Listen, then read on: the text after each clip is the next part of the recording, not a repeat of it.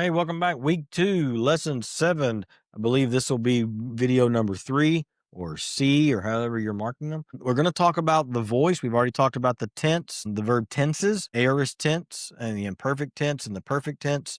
We've talked about some passages, 1 Corinthians 3:16, I believe it is, where we see that Paul says, I came, Apollos watered, and God gave the increase. So that has to do with, kind of when it happened. We understand and we learned that God's doing the action of watering and he's continuing to do it because we looked it up as the imperfect. We're going to talk about the voice of the mood. Now, this one, or the voice of the verb, this one actually makes more sense to most people. You'll see why here in just a second. The voice of a verb is who is the actor and who is the subject in the verb, in the action of the verb. Let me give you an example. Let me get up here and make my mouse work again. The active voice is when the subject is the actor. He's doing something to something or to someone or just doing it in general. A passive voice means that whatever's happening in the action is happening to the subject.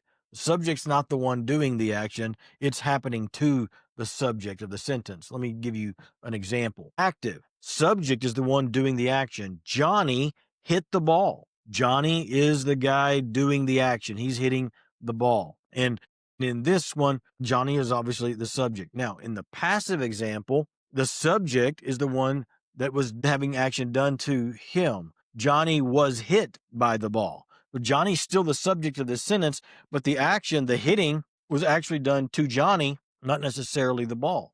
And so that helps us when we're studying the Greek to understand who's doing the stuff in the passage of scripture and who's having stuff done to them. I'll give you a biblical example that'll clear this up. Back to 1 Corinthians chapter 3 and verse 6. I planted, Apollos watered, but God gave the growth. Now, all three of the verbs that are underlying planted, watered, and gave the growth are all active. Again, go to your Blue Letter Bible app, go to 1 Corinthians 3:6, and tap on the verse, and then go to your interlinear tools that we've shown you. And I want you to look at the tense, voice, and mood of the verb, and you can see that they're all active. That just means that whoever the subject is doing the stuff.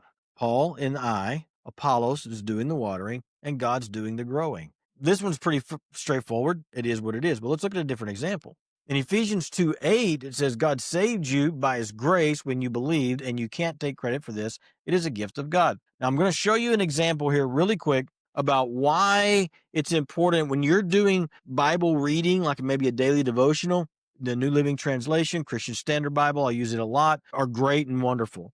But when you're doing deep dive study, as you may have learned from going into some of the deeper videos in the first part of this week's lesson, not every translation is necessarily the best for deep dive Bible study because they're not all tied to the Greek Strong's numbers, okay? And a great example of that would be if you look up this verse in the English Standard Version, the actual translation, word for word translation, it flips kind of the subject and stuff around and the verb so you can see where it all fits. And he says, for by grace you have been saved. That's the verb phrase there. You have been saved. And then when you click into your Blue Letter Bible, it'll show you that the word that's used for saved there is a passive verb. What does that mean? That means that the subject is having action done to it, to the subject. For by grace you have been saved. Who's the subject? You and I. And so this salvation that Ephesians 2:8 is talking about,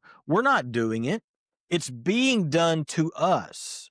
It is through our faith, but that the saving is actually being done to us. It's being perpetrated upon us, which dovetails and fits perfectly into the scriptures where we understand that God saves us and we can't save ourselves. We have lots of verses about that.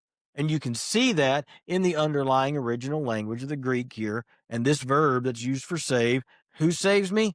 Well, God does the saving. I'm not doing it. The action's being done to me. I'm passive in the deal. Next time, we're going to come back and we're going to talk about mood.